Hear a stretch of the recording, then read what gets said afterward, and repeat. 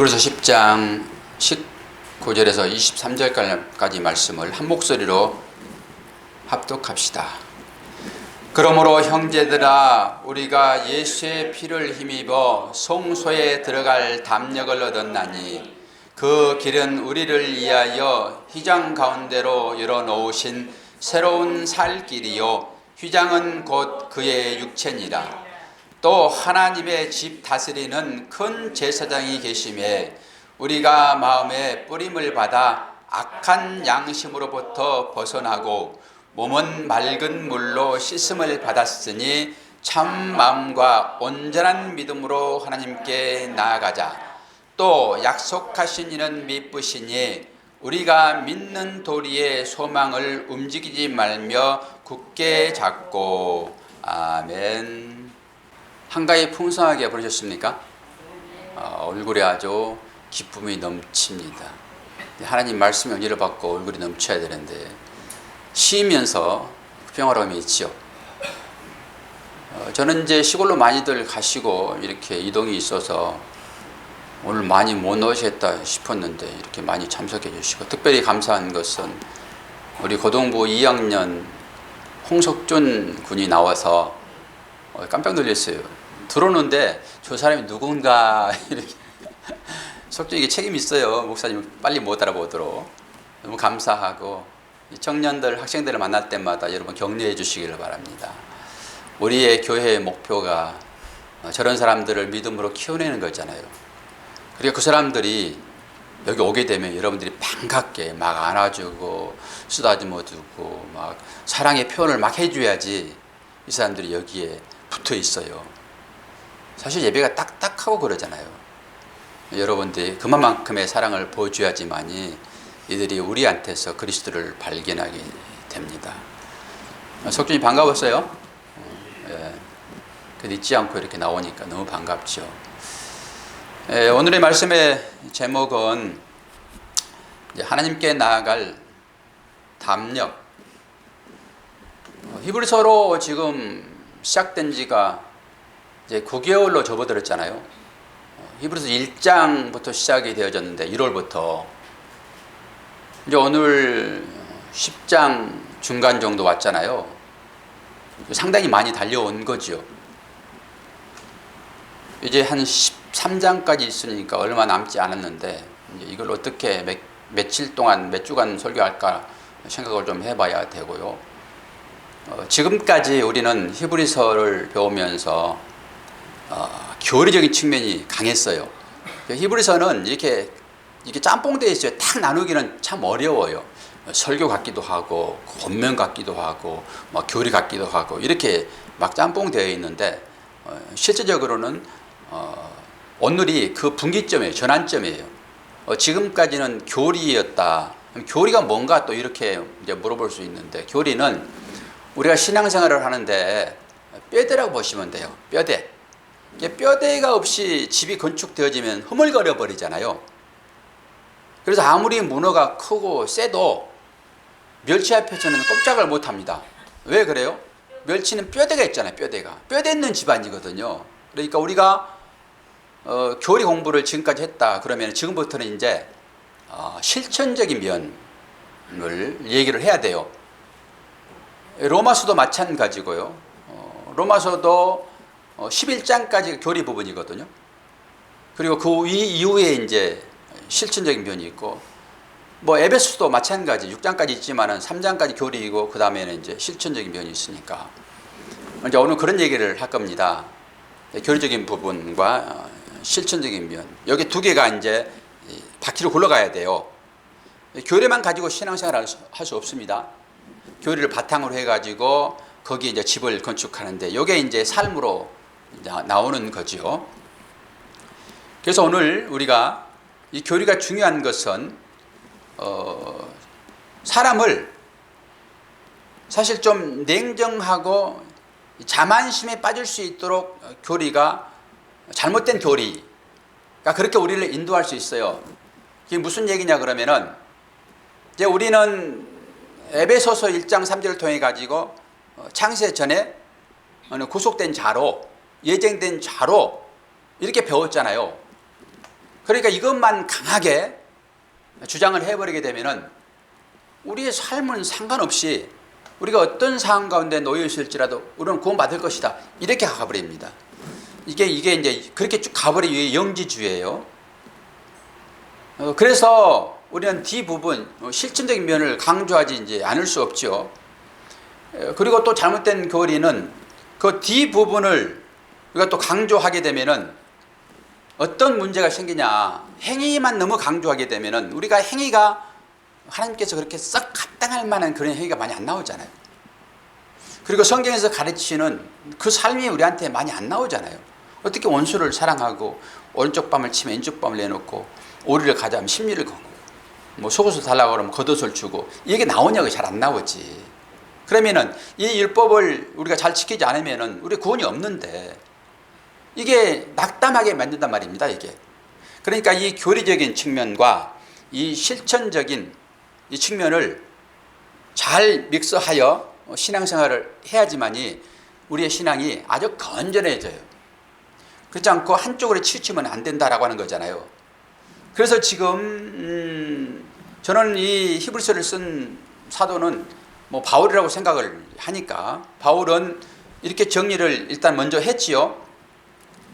이 기초적인 것을 세 가지로 먼저 정리를 했는데, 첫째, 참 믿음, 그 믿음의 충만을 가지고 하나님께 나아가자, 이런 거죠.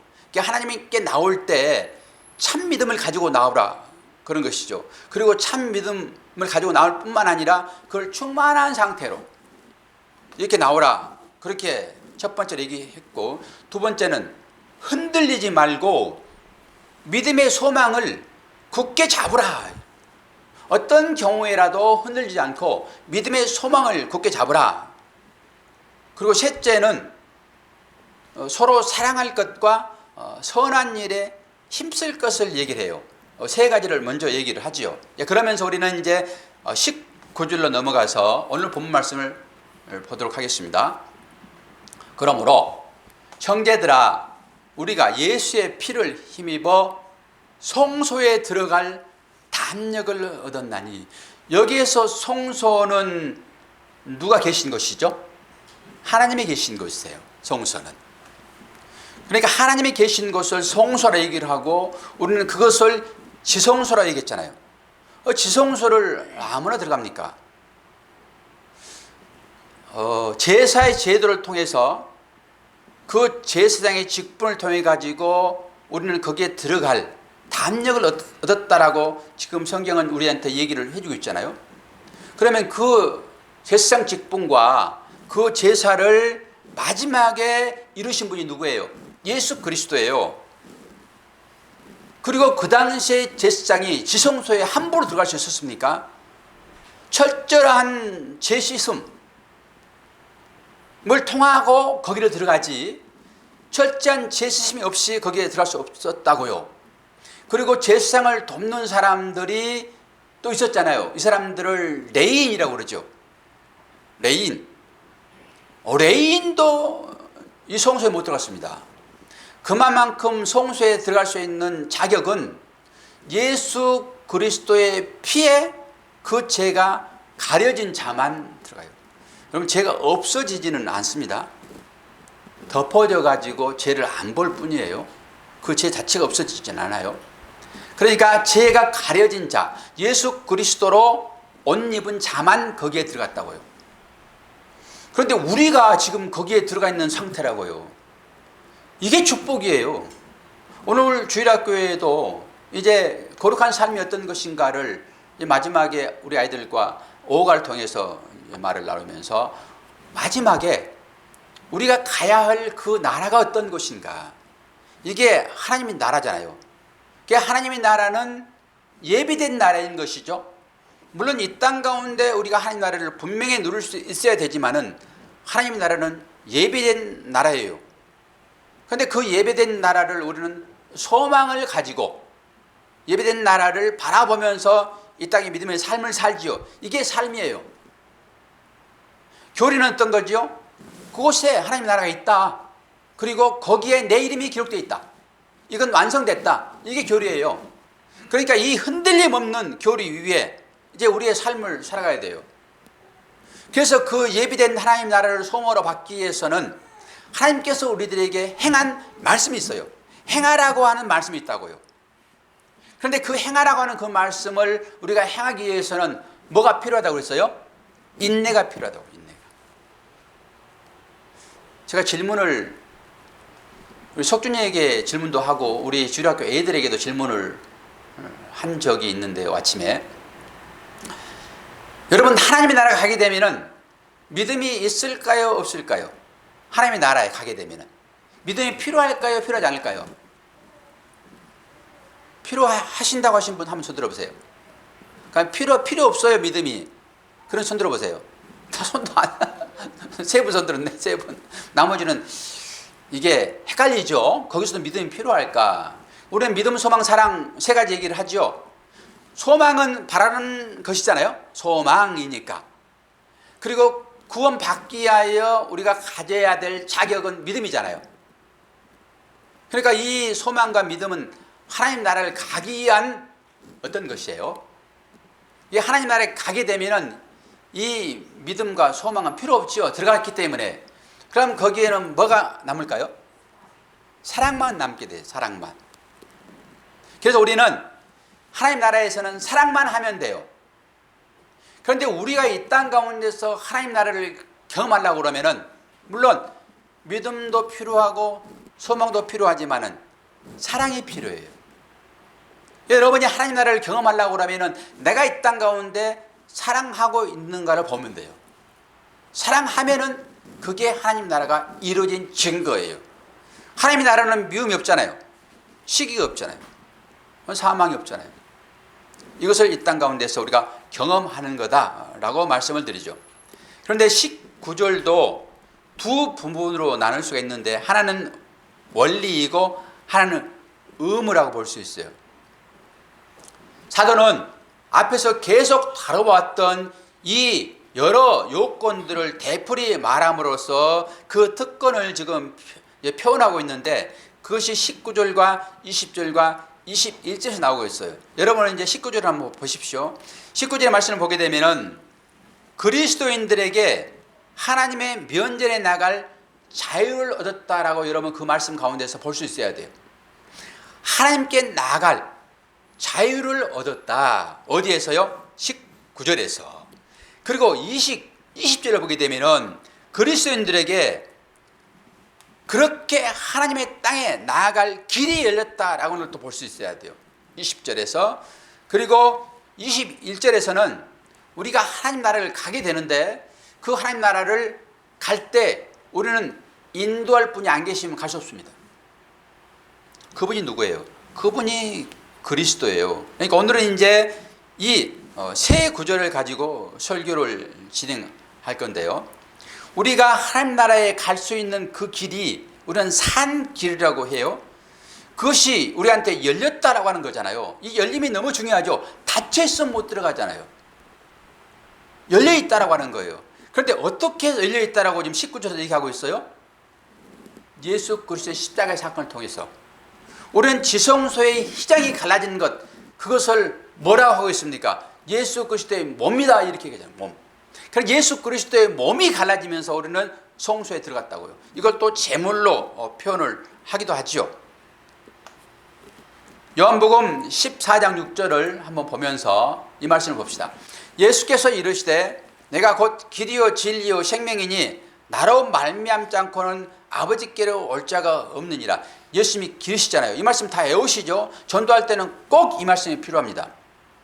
많은 사람들이 다양한 방법으로 구원에 이를 수 있다라고 얘기합니다.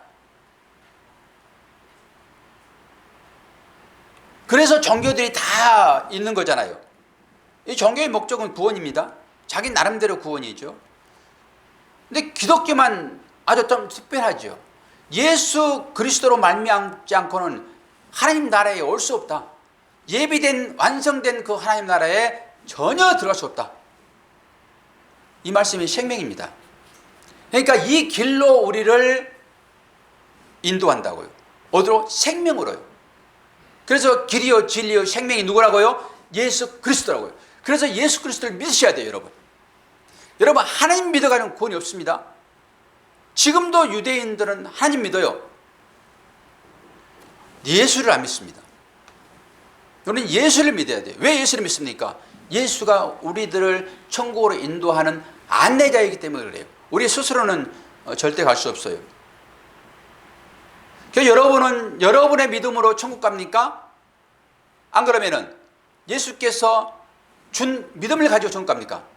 이건 확실히 해 놓으셔야 돼요. 아니, 나한테 믿음이 있는데 그 믿음으로 천국 가지, 무슨 소리세요? 이렇게 들릴 수 있으나 그렇지 않아요.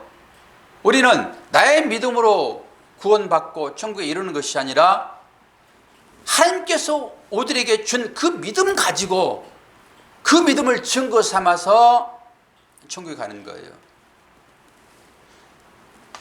그러니까 우리가 조금 믿음이 없는 행위가 우리 가운데 좀 나오더라도 하나님은 믿음을 주셔서 그 믿음을 가지고 그 믿음을 보고 우리를 천국에 인도하시는 것이지, 우리가 뭔가 믿음을 만들어서 하나님께 합당한 믿음을 만들어서 어떤 열매를 만들어서 우리가 천국에 가지 않아요. 여러분, 구원파가 어떤 식으로 전도하는지 아십니까? 구원파의 전도 방법은 당신 언제 어느 시기에 구원받았습니까? 여러분이 똑같이 한번 물어볼까요?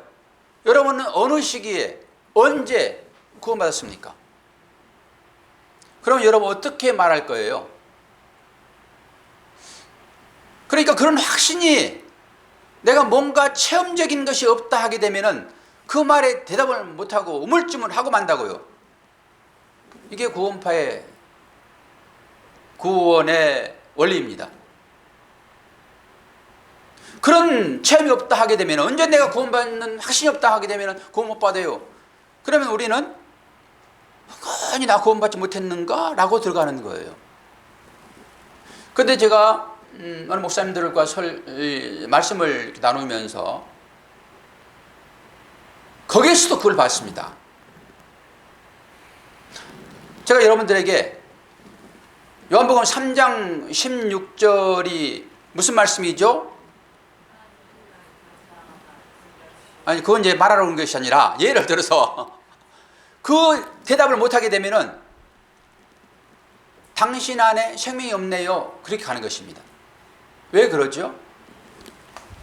진리를 가졌으면은, 생명이 안에 있으면은 그 생명이 열매로 나온다라고 하는 거예요. 그 사람들은. 목사들에게도 그런 질문을 하게 되면 목사가 성경 전체를 다 암송합니까? 그 사람들은 자기 나름대로 정리를 해가지고 가지고 있기 때문에 턱턱 나오는 거예요. 이 원리를 가지고. 그런데 그게 안 나오면은 당신 안에 생명이 없습니다, 이렇게 가요. 아주 위험한 발상입니다. 이것을 문자적으로 믿는다라고 얘기를 해요. 우리는 거기에 현혹되면 절대 안 돼요. 우리는 어떻게 구원받지요? 주는 그러시듯이요, 하나님의 아들이십니다라고 고백하고 구원받는 거예요. 그게 무슨 성경 몇 장 몇 절에 나와 있고 그것을 내가 얘기해야지만이 진리가 들어있는 거예요? 아주 엉뚱하게 사람들을 헷갈리게 하고 자존심 상하게 하고 하는 사람들이 주위에 꽤 많이 있습니다. 물론 공부를 열심히 하여 우리가 그것을 마음에 담아두는 것은 좋은 일이에요. 그러나 그거 하지 못한다 하여 구원이 있고 이렇게 말할 수 없단 말입니다. 우리는 다 믿음으로 구원받는 것이죠. 어떤 거예요? 나는 죄인입니다. 하나님의 은혜가 아니면은 내 이 참으로 막중한, 이게 사단의 개수 같은 나를 어떻게 나의 행위로 내가 구원받을 수 있겠습니까? 오직 주님의 은혜가 아니면은 나는 구원받을 수 없습니다. 이 고백하게 되면 다 구원이 있는 거예요.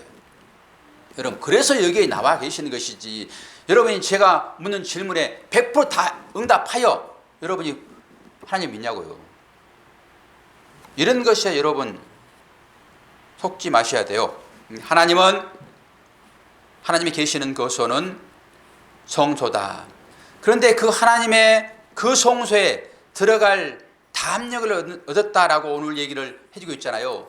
이 말씀을 확실하게 여러분들 새기셔야지만이 내가 앞으로 가게 될 그 하나님의 나라, 어떻게 확정되어 있는지를 정리를 하셔야 돼요.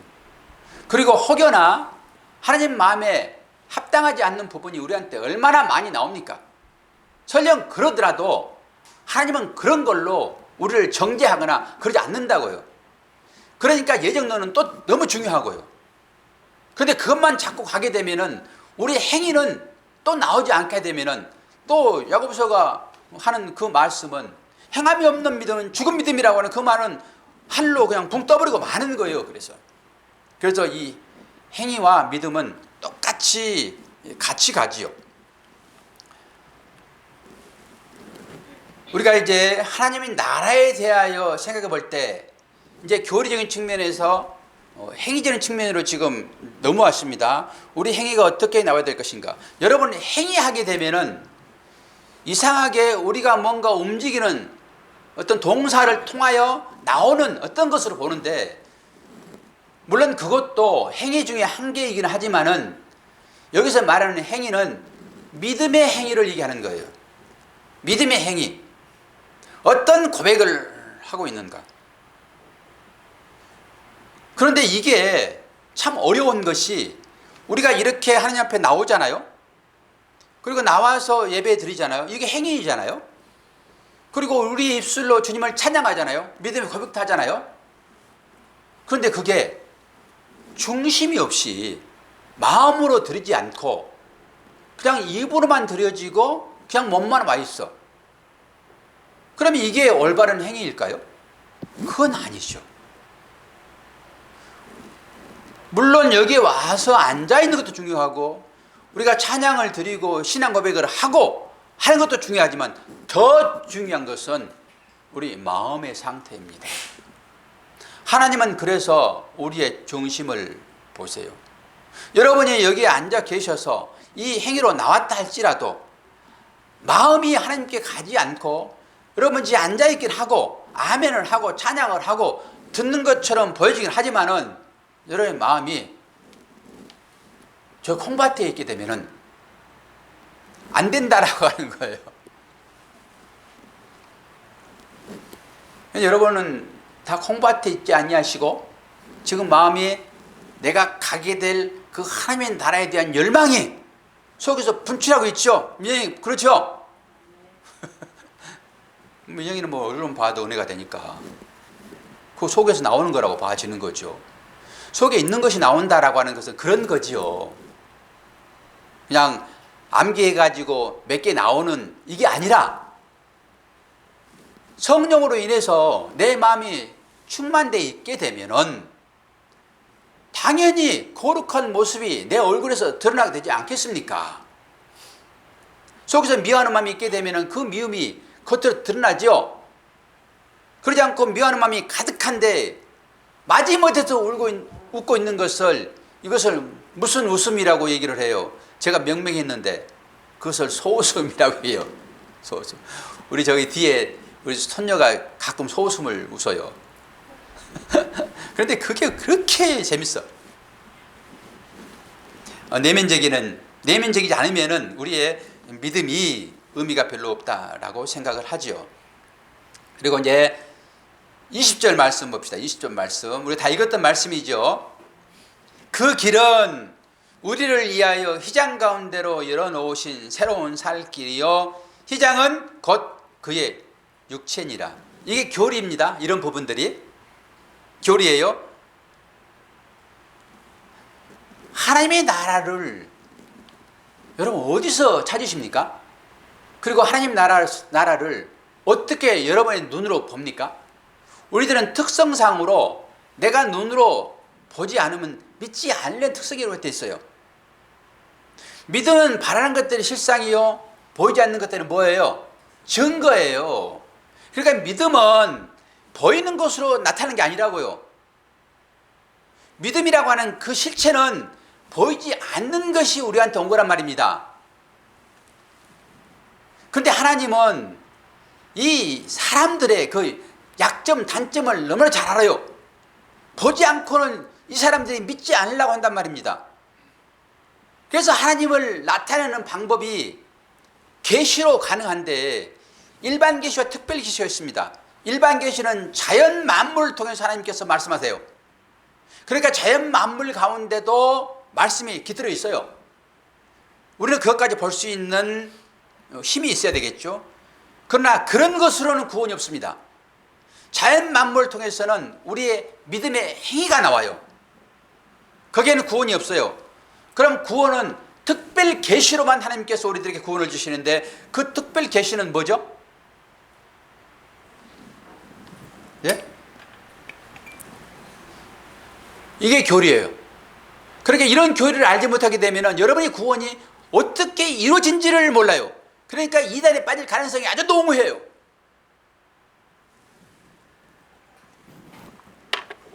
이거 다 배운 얘기들이에요. 지금 잊어버려서 그렇지. 특별 계시는 예수 그리스도예요. 그러니까 특별 계시를 통해서만 하나님은 우리를 구원하신다고요. 하나님을 나타낼 방법이 그것밖에 없어요. 예수라고 하는 그분은 보통 사람이잖아요. 그 보통 사람을 입은 거예요. 하나님을 그렇게 나타낼 수밖에 없다고요. 우리의 이해 상식 수준에서. 그래서 하나님이 사람을 입으신 게 예수 그리스도예요. 그래서 우리는 하나님을 알 수 있는 유일한 방법은 예수 그리스도밖에 없어요. 그리스도께서 하신 말씀. 이걸 통해서 하나님을 알 수 있어요. 그러면 예수 그리스도는 언제 오셨어요? 아주 이건 기초적인 거예요. 우리가 다 배웠던 것들이에요. 예수 그리스도는 언제 오셨어요? 2000년 전에 오셨잖아요. 실제적으로. 그러면 예수 그리스도를 통하지 않고서는 아버지께 갈 수 없으니까 구원받을 수 없는 얘기잖아요. 그럼 예수 그리스도 이후의 사람들은 예수 믿으니까 구원받지만은 예수 그리스도 이전 사람들은 어떻게 하냐고요? 그들도 예수 그리스도를 통해서 구원받았다고요? 그럼 어떻게 해서 그들이 예수 그리스도를 봤습니까? 하나님 나라를 어떻게 봤습니까? 네? 그림자로 봤는데 그게 어떤 모양이었어요? 성전이었잖아요. 성전. 민영아 공부를 해야 되겠어 안 해야 되겠어? 우리 소원이는 아침 일찍 나와서 10시 5분에 나오면 돼. 10시 5분에 공부하고 너희들은 지금 공부를 해야 할 때란 말이야. 그러니까 너희들이 지금 공부를 지금 해놓지 않으면은 마찬가지 석준이도 마찬가지고 민기도 마찬가지고 그런 것이 제대로 안 돼 있으니까 이쪽 분들이 지금 함구하고 있는 거야. 그 공부가 돼야지만이 목사의 책임도 있죠. 그런데 이 목사는 계속 지금 히브리서 통해가지고 그 설교만 했어요. 9개월 동안을. 근데 책임이 저한테 있어요? 여러분한테 있어요? 여러분한테 있지. 아니 그렇게 구원은 오직 예수 그리스도. 그분을 통하지 않고서는 구원받을 수 없으니까 이것은 구약에 있던 사람들이나 신약에 있던 사람은 똑같단 말이에요. 그런데 예수 그리스도는 2000년 전에 오셨고 그러면 그 전 사람들은 아브라함이나 이삭이나 야곱이나 그리고 그 많은 선자들은 어떻게 했겠냐고요. 그래서 하나님이 예수라는 옷을 입고 우리에게 보여줬던 것처럼 구약시대에는 하나님의 나라는 성소예요. 성소. 이 성소는 하나님의 나라를 상징한다고요. 그리고 우리가 하나님 나라에 가게 될 그 하나님 나라이기도 하지만은 현재 교회가 하나님의 또 나라예요. 이중적으로 볼 수 있어야 됩니다. 우리 교회를 하나님의 나라라고 그러고 완성된 하나님의 나라가 또 있다고요. 두 세계를 사는 거예요. 교차하면서. 그러면 예수 그리스도 오기 전에 그 하나님의 나라, 예수 그리스도 하나님의 나라예요. 이해하십니까? 예수 그리스도 하나님의 나라예요. 하나님 나라가 몸을 입은 거라고요. 그러면 하나님의 나라를 구약시대에는 무엇으로 설명했냐고요? 예? 제사와 성전. 그 성전은 제사를 드리기 위한 목적이었잖아요. 그러니까 성전의 제단이나 또 물두멍이나 거기에 뭐 떡상 또 촛대 그리고 향단, 그리고 이제 그 마지막에 하나님이 계신 그 법궤에 있는 그것은 오늘 뭐라고 그래요? 휘장이 그리스도 몸인데 휘장이 찢어져야지만 거기에 들어갈 수 있잖아요. 그러니까 예수 그리스도의 몸을 찢고 십자가에서 창으로 찔리잖아요. 옆구리를. 그게 찢어진 상태예요. 그래서 예수 그리스도께서 십자가를 지실 때 위 휘장이 위로부터 갈라지잖아요. 그거 다 배웠잖아요. 지금 왜 전혀 뭐 안 배운 사람들처럼 그러시냐고요. 연락에 다 여러분들은 그런 얘기 들으시면서 얼굴에 이 한박꽃이 피어나야지 그 소망이 있는 거예요. 하나님 나라의 소망이. 그런데 처음 들은 것처럼 생뚱맞게 앉아 있게 되면은 이 강사가 열을 안 받겠습니까? 여러분 그 함께 지금 가야 될 상황인데 지금 물론 모르더라도 주님이 다 데리고 가시니까 걱정할 건 없으나 그래도 여러분들이 그 정도는 좀 누리셔야 되잖아요. 이제 그래야 다른 사람들에게 여러분들이 하나님 나라를 설명할 때 설명할 수 있어야 되잖아요. 설명하지 않으면은 전도 아닙니다. 예수 천국, 불신 지옥, 이게 무슨 전도예요, 그게? 예수가 어떤 분인지, 그리고 내가 어떻게 해서 구원받았는지, 그 부분을 조목조목 설명을 해줘야 되잖아요. 그래야 그들이 이해하고 나오죠. 가도방송 하면서 돌아다니는데, 그건 누가 듣겠습니까? 우리들은 듣지요. 아, 전도한다고 다니시는구나. 이렇게 듣지만은, 전혀 그리스도에 대해 알지 못한 사람들이 그 한마디 가도 방송을 듣고 교회로 나오냐고요. 그래 모든 사람들은 예수 그리스도로만 구원받는데 구약 사람들은 어떻게 해서 구원받았는가? 그것은 곧 성전이라고 하는 이 그림자의 의미를 가지고 거기에서 그들이 그리스도를 보았잖아요. 이 정도는 여러분들이 설명을 할 수 있어야 되겠죠. 이 정도는. 그렇게 배웠으니까. 근데 전혀 나는 처음 들어요. 그럼 여러분들이 방송을 듣든지, 그래서 유튜브 올려놓는 것이니까 그렇게 배우셔야 되죠. 20절에 그 얘기를 지금 하고 있잖아요.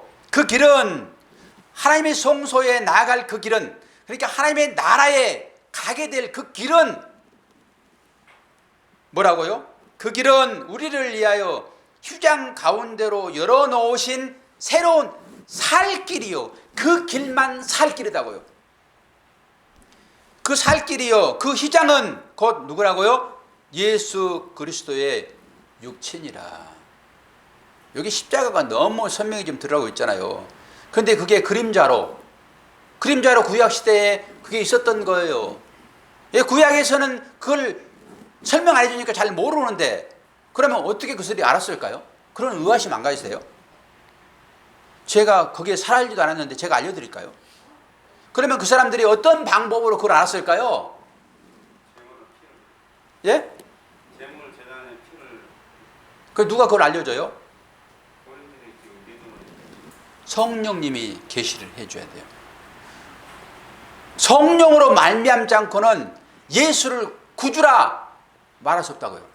그래서 여러분이 지금 예수를 믿습니다. 예수는 나의 구주십니다.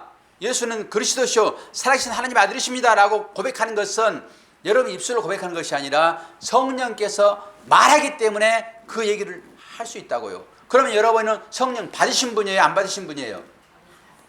그런데 뭘 또 이렇게 성령 달라고, 뭐 느낌이 없으니까 나는 그런 강력한 느낌이 필요해. 그러면 나는 그 순간에 구원받았어. 이런 얘기 하실 거예요? 유치하게? 여러분 다 성령 받으신 분들이라고요. 그래서 여기에 나와 있는 거예요. 이건 뭐라고요? 교리라, 교리. 이 교리가 튼튼해야지만 여러분 흔들리지 않아요. 그리고 그 삶은 따라오는 거예요. 자연적으로. 그리고 하나님께서 그렇게 살게 하실 거예요. 이게 예정론이에요. 저는 그렇게 믿어요. 저는 제 힘으로 도저히 구원받을 수 없어요. 여러분들 우리의 행위로 어떤 좋은 모양을 만들어서 우리가 하나님이 기뻐하실 만한 그런 일로 내놓는 것으로 구원을 받겠다 그러면 저는 아니에요. 저는 하고 있는 것이 하나님 기쁨이 될 만한 일을 별로 안 해요. 그런데 가끔 여겨지는 은혜가 임하기 때문에 저는 거기에 감사할 뿐입니다. 제가 내놓는 것은요 전부 다 내 욕심이에요. 내 욕심. 그거 외에는 없더라고요. 22절로 넘어가면서 한번 봅시다.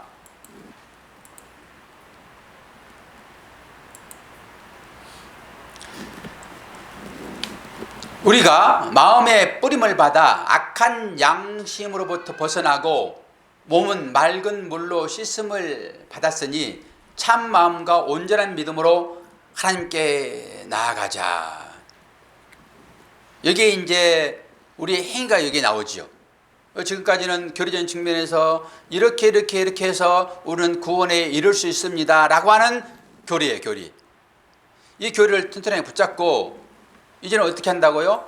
참 마음과 온전한 믿음으로 하나님께 나아가야 할 책임이 우리한테 있어요.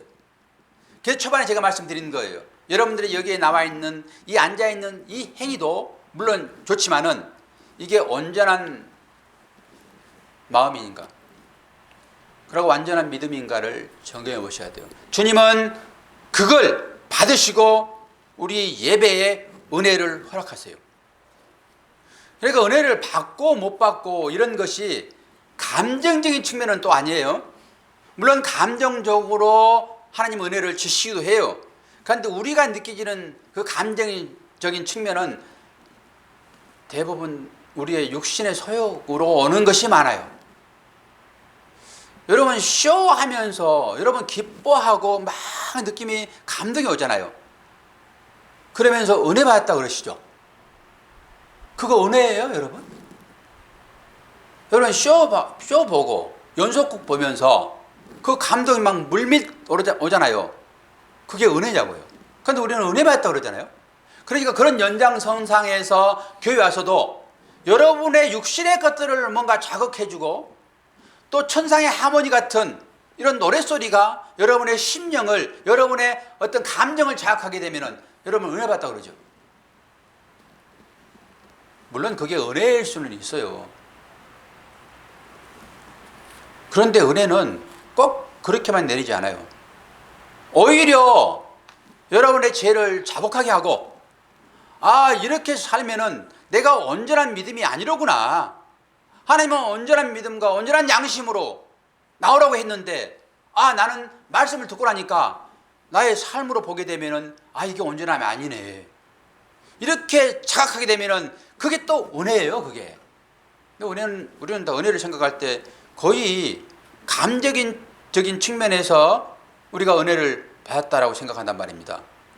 그럼 하나님께서는 우리들이 예배할 때 어떤 모습을 보시면서 너 참 예배 잘 드린다? 그럴까요? 시선으로 보게 되면은 내 자신을 향한 시선에서 하나님으로 시선을 옮기면 돼요.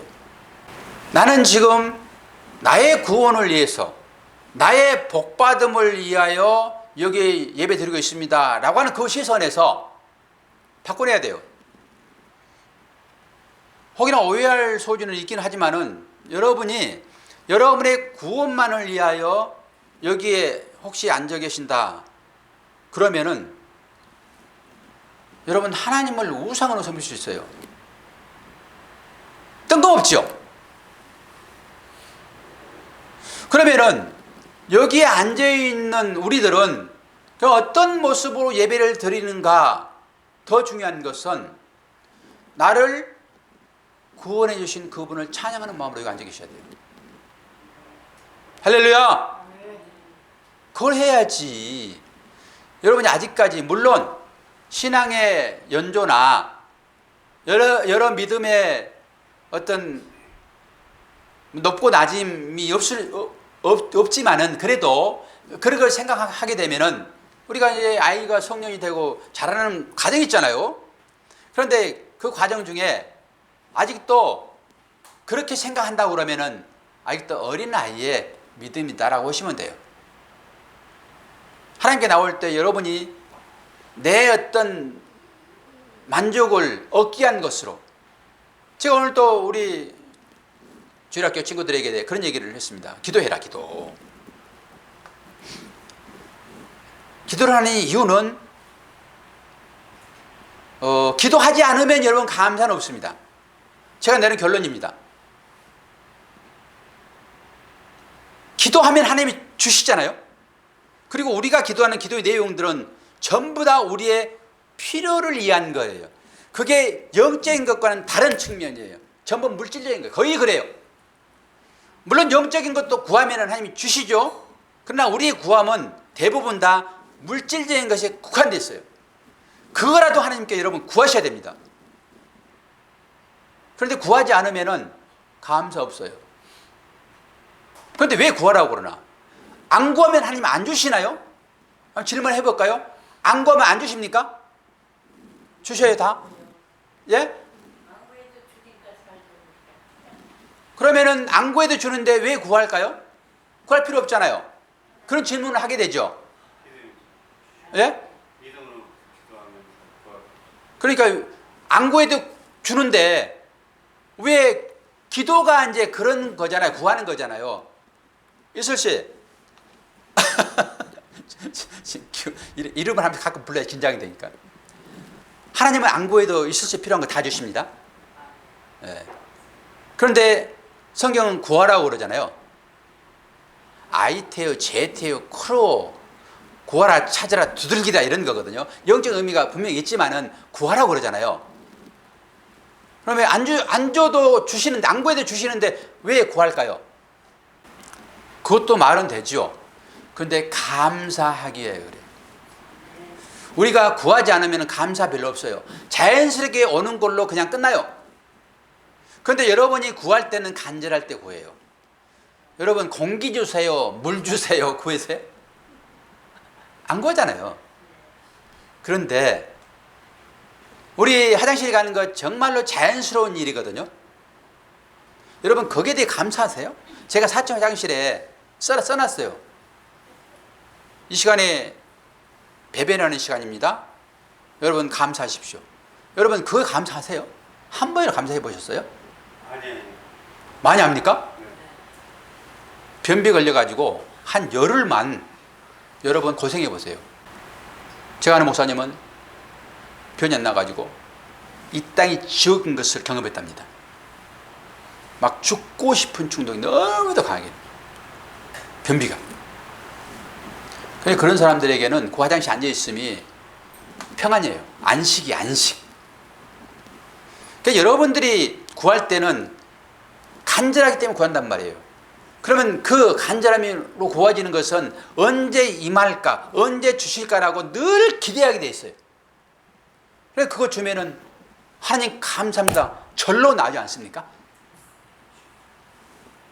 그런 것도 하나님이 다 주세요. 하나님은 감사하라고 기도하라고 그런 것이지 내가 안 줘서 기도하라고 그러잖아요. 그래서 기도한 분들은 늘 삶 가운데 감사가 입에서 달고 나와요.